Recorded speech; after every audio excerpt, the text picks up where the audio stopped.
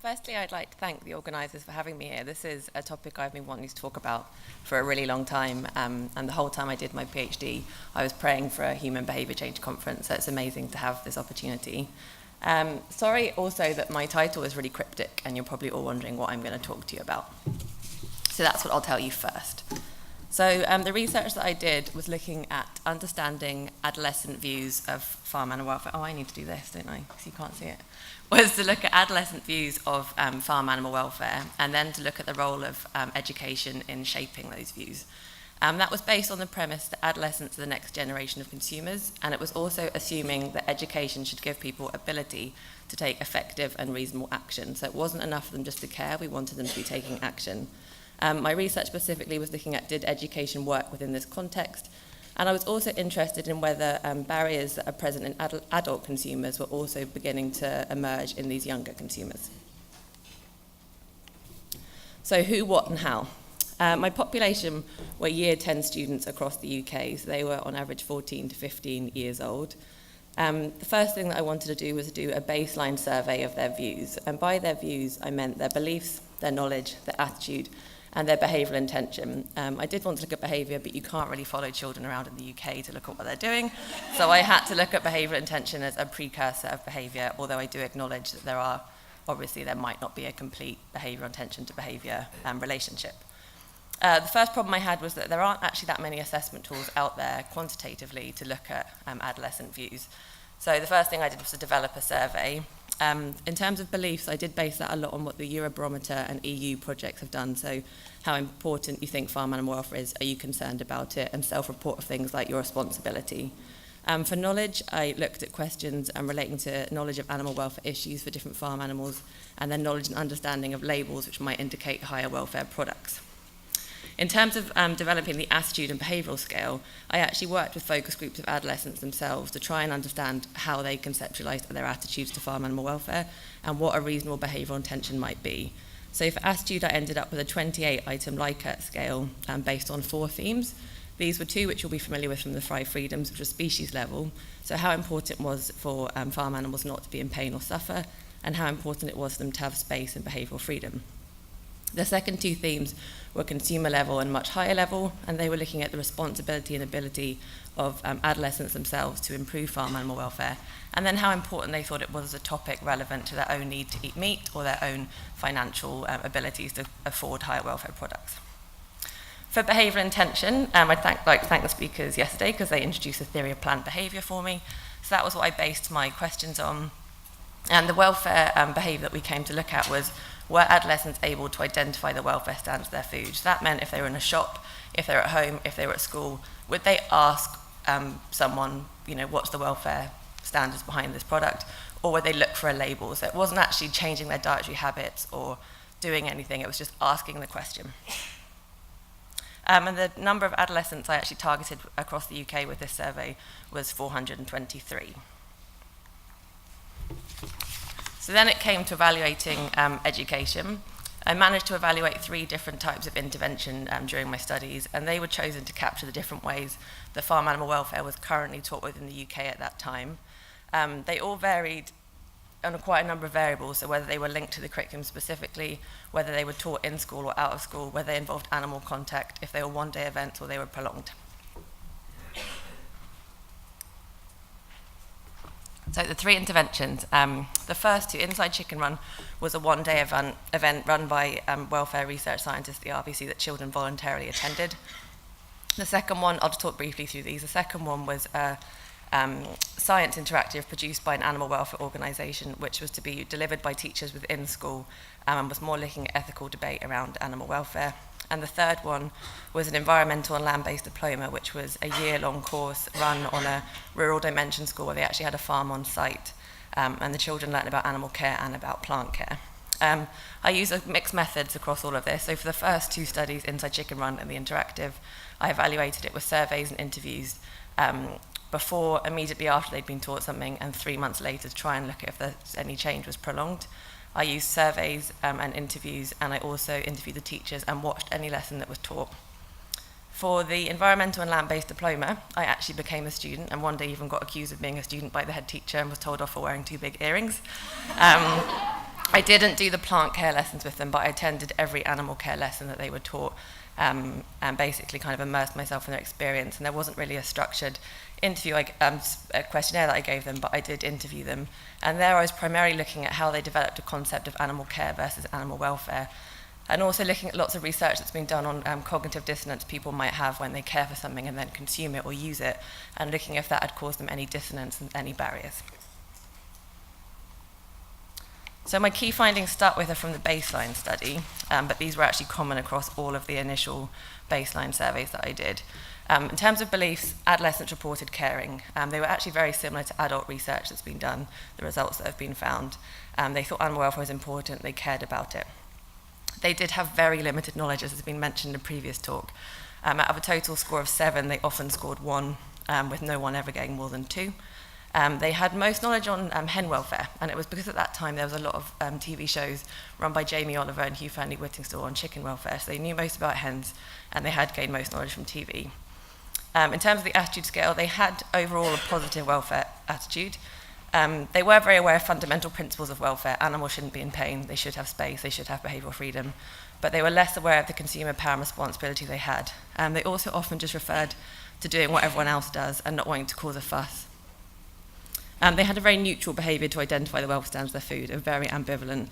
They changed their mind all the time. They were very much in the middle. This is a graph it's one of my favourite graphs just because I love the splodges, and when you're doing lots of stats, something like this just seems to make me happy during my PhD. If you imagine each circle is groups of people clustered together, and over towards the far side on the left is where you cluster if you thought an animal had the best welfare, and to the right if you thought it had the worst welfare. So as you can see from the top right-hand corner, they often thought that any hen, broiler or laying had the worst welfare. That was because they often had most experience of hen welfare problems from the TV, and also they were very concerned about intensive farming, and that's what you get most information on is hens. They also associated welfare with having good welfare as if you have space and you're not being killed. If you look down the left corner, you can see that sheep and dairy cattle were often associated with having the best welfare. They always talked about them having space and seeing them outside. And although they obviously are slaughtered, they were perceived as having a slight distance from slaughter due to the wool production and milk production. This is a less pretty graph, but this is basically the results of everyone's study results put into one of the attitude scale. So on the left, you can see the higher up the scale the bar is, the more positive the attitude. The lower down, the less positive the attitude. So in terms of acknowledging fundamental principles of animal welfare, pain and suffering and the ability not to have space, the ability to have space and have behavioural freedom were seen as important.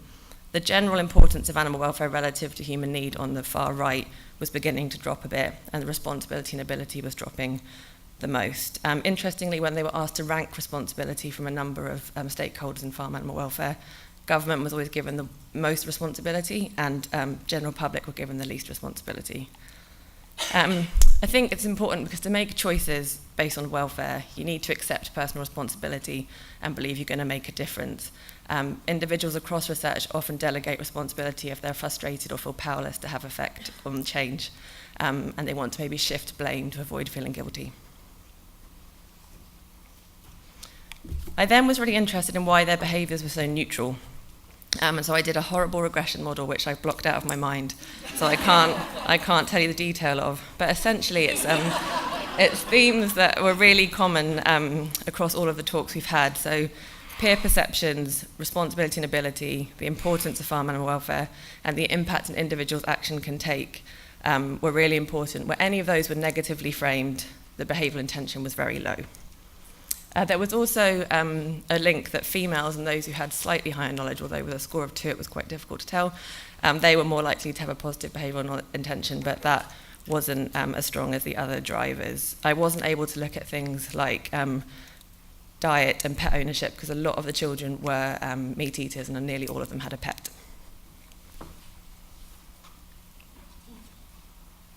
So my next task, which proved the most tricky, was to try and evaluate the role of education and how it might shape behaviour. This was really difficult. Some education had no effect. Some education had an effect in the complete opposite direction to what you thought it might have. Some had an effect, you got really excited, 3 months later, all gone. So the quantitative data was kind of everywhere, and what was really helpful was the qualitative data I'd done. And from that, it was really clear to see that barriers were present at the level of the student, the level of the teacher, and the level of the curriculum that were making both behavioural intention difficult to carry out, but also blocking education in the first place. So we've heard again a lot across the last 3 days the importance of capacity, opportunity, and motivation, and without those, it being quite difficult to have behavioural change. Adolescents here had a complete lack. They were totally disempowered. They didn't believe they had the power to implement any improvements in farm animal welfare through their decisions. Therefore, they didn't see any benefit to identifying the welfare standards of the food which they purchased or they were given, and they lacked any motivation to try. This also stemmed on that they lacked any motivation to learn about farm animal welfare, because again, why do they need to know about it? They can't do anything, so it was seen as irrelevant and they completely disengaged. They also, as we've seen from their poor knowledge scores, lack the ability and skill to really direct their concern. So while they were reluctant, they were actually also really unable to do anything about it. I think it's really important that when we're making adolescents, as they're coming on to consumers, care about farm animal welfare, they're given the means to act. A lot of them spoke to me in interviews where they said, oh, we went and we tried and we went to a shop and we asked, and there was no label and there was nothing, and we didn't understand how we're supposed to know, and people didn't know. And I think it really states the importance of when you have education like this, you need to make sure they're supporting initiatives such as the Labelling Matters campaign to really get better labelling and people to be able to have the tools they need to act with their concern. These children often just said, oh, all we can do is we can be a vegetarian or not, and that's too extreme. We want something else in the middle. They also really wanted to be, they were also really influenced by social norms. That might be because they had really low motivation and ability to act, and so they relied much more on peripheral cues when they were making decisions. So what did their family do? What did everybody else do? Oh, it's just the way it is. No one does anything. That's what we'll do. Animal welfare, again, was also not seen as a very cool subject. If you cared about animal welfare, they always said to me, oh, did you hug a tree this morning on your way in? And I was like, no, I didn't. And they always thought if you cared about animal welfare, you were seen to have quite extreme opinions and didn't see a middle ground. It was also really interesting that across all the studies, coping mechanisms were apparent in a lot of the responses they gave. This included functional ignorance, so, oh, I just don't think about it, I don't think about that. Responsibility delegation, as we've discussed. Eliminating dissonance, so often in the children, the diploma who were doing the care of the farm animals, they'd say, oh, they don't feel pain, they don't know what it's like to go outside, so they don't need to go outside. Also emotional detachment, so naming female lambs but not naming male lambs because they knew they were going to slaughter. Really stressing the need to eat meat, and so therefore it was a waste of an animal if you didn't eat it. So there were also, this isn't a very positive presentation, sorry. There were also barriers at the level of the teacher. As has been discussed again, animal welfare is an evolving issue and it's quite complicated. We've recently gone from the 5 freedoms to 5 domains. I think every time you talk about it, something new is coming up, so it's quite a lot to get your head around where it's at. There isn't always a correct answer to questions students might have, and it's often considered a controversial topic where values and opinions are inherent. The teachers in these studies were all science teachers, which is where animal welfare is often placed. They all favoured factual transmission and neutral opinions. They were scared that they were going to be told off by the parents if the kids went home and said, oh, I learned about animal welfare, I'm a vegetarian. That meant that they lacked a lot of confidence to teach the consideration of alternate views and the underlying assumptions behind people's views, or to have collaborative discussions on any of the issues. They also favoured content knowledge and factual knowledge rather than action knowledge, and all of the adolescents in interviews with me would say, we want to understand what we can do, we want to understand about consumer influence, we want to know how we can engage, and that wasn't communicated to them. They also, teachers didn't really challenge or debate any of the underlying assumptions. And as I mentioned, social norms had such a strong bearing down on the adolescents' views. And every time someone said, oh, but that's just the way it is, the teacher would sort of say, yeah, and there was no challenge to it. The third barrier was the curriculum, which actually Nancy also, these are quite similar to the issues that Nancy brought up within the veterinary curriculum. Within the school curriculum, it's really full. Teachers are often overloaded and having to try and do a million things.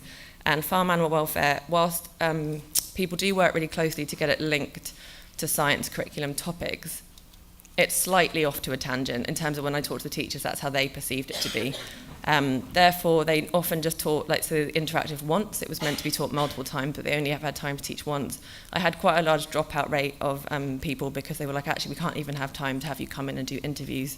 So even that's probably why even when changes did occur, there was no reinforcement, everything just dropped off again. There was also, obviously, formal assessment is given great importance by teachers and by students. The students themselves would obviously greet me with every day with, so is this going to be an exam or not? And if it wasn't going to be an exam, which I never told them, but the teachers occasionally did, they would immediately disengage and be like, oh great, cool, day off, don't have to listen.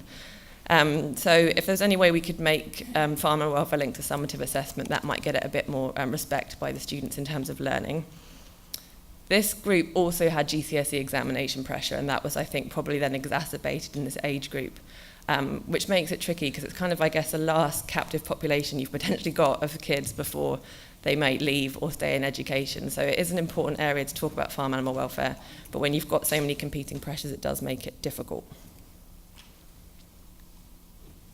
So sorry, I've rattled through that quite quickly, but my final points would be really stressing the importance to understand the current views of your population before interventions, because all these interventions were really well designed and they were actually brilliant, and I was like really excited to see the impact they'd have.